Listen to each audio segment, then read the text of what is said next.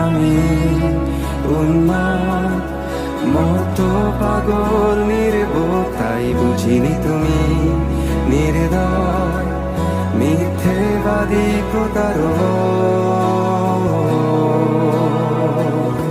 যাই হোক সব কথা ফেলো, এখন কেমন আছো বলো, অন্য কারো বাহুডোরে নিশ্চয়ই সব যাচ্ছে ভালো।